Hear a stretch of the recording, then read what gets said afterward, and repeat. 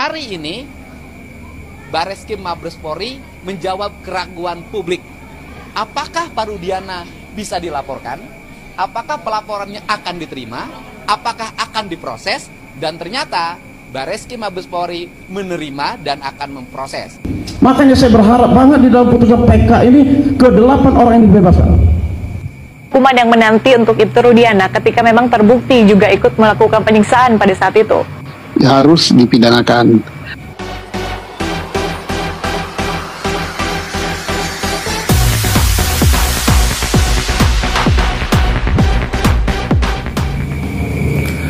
Assalamualaikum warahmatullahi wabarakatuh. Jumpa lagi dengan channel saya Vandal Official. Kali ini saya akan mereaction sebuah kasus Vina yang hingga kini belum juga selesai, guys.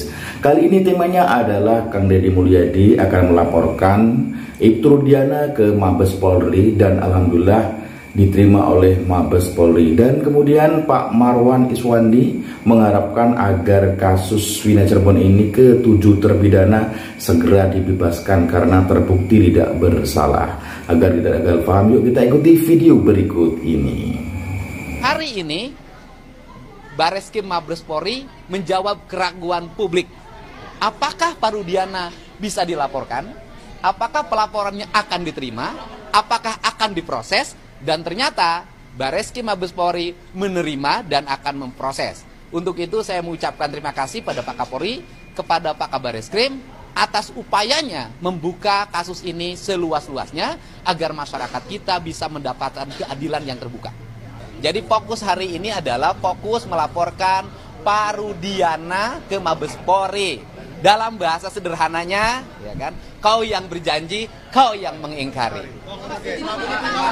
Hukuman yang menanti untuk Ibtu Rudiana ketika memang terbukti juga ikut melakukan penyiksaan pada saat itu. Ya, yang jelas pertama dia memberikan kesaksian bohongnya di depan pengadilan. Yang kedua, dia melakukan penyiksaan. Itu berat sekali. Ya, itu namanya penganiayaan berat gitu, apalagi dilakukan di dalam jabatan.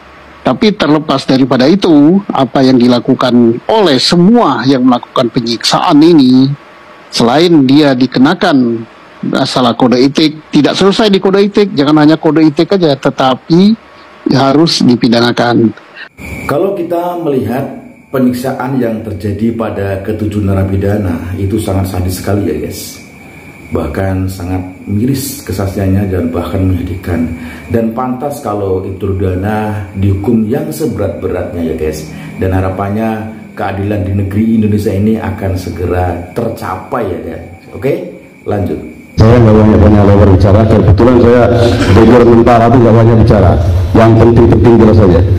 Dari kasusnya Peggy Setiawan, yang klien kami yang salah tangkap, dari putusan pengadilan dari awal, kebetulan saya mantan audit militer, saya lihat perkara ini perkara yang tidak profesional sekali. Sebaiknya dari 7 orang yang terpidana yang itu dibebaskan semuanya. Karena apa saya bilang? Mulai dari Peggy Setiawan, kita clear yang tarik yang klien kami. Peggy Setiawan jelas namanya Peggy Setiawan, alamatnya di Tanun. Sementara Peggy Peru alamatnya di Mundu. Loh, kok dijadikan tersangka klien kami? Identitasnya berbeda, alamatnya berbeda, umurnya berbeda. Enggak tanggung-tanggung, pasalnya pasal 340. Ini negara apa, negara hukum seperti ini? Ya begitu juga kita tarik ke belakang terhadap 7 orang yang lain itu. Saya melihat 7 orang itu awalnya kematian. Saya itu prihatin terhadap keluarga korban itu. Akan tetapi walaupun ada korban jiwa, tidak boleh sewenang-wenang menangkap orang, mencari orang, harus profesional. Ini saya lihat kalau memang profesional penyidiknya saat itu, katanya korban itu kan dinaikkan di atas motor, diapit, ada nggak darahnya di baju para pelaku ini. Dan pelaku ini yang ke-7 orang ini, ke-8 orang ini saya lihat membaca putusan pengadilan. Dari putusan pengadilan itu mengatakan ada hanya yang memukul, sementara kematian si Eki itu karena salah satunya adalah pukulan di rahang. Sementara pelaku 8 orang itu tidak ada yang melakukan pemukulan di rahang. Yang melakukan pemukulan rahang itu adalah si Dani yang katanya sekarang fiktif. Loh, bagaimana perkara ini? Makanya saya berharap banget di dalam putusan PK ini ke-8 orang yang dibebaskan. Boleh tanya apa lagi? Ya bukan. Saya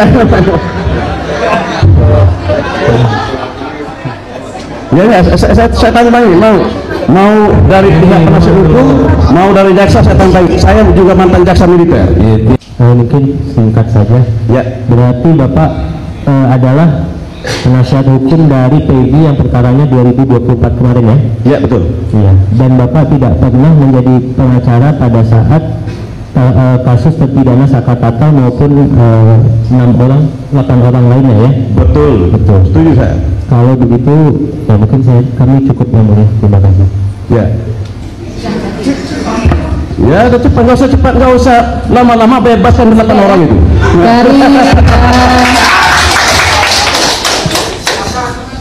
Oke ya guys, itulah video tadi dengan harapan agar kasus Vina Cirebon akan segera selesai. Dan kalau memang ini resmi mutlak bahwa tidak ada kasus pembunuhan, maka resmi kecelakaan, maka segera dibebaskan dan dituntaskan ya guys. Dan hukum ini memang benar-benar adil, tidak tebang pilih. Oke, tetap semangat, salam waras, salam NKRI, sukses selalu.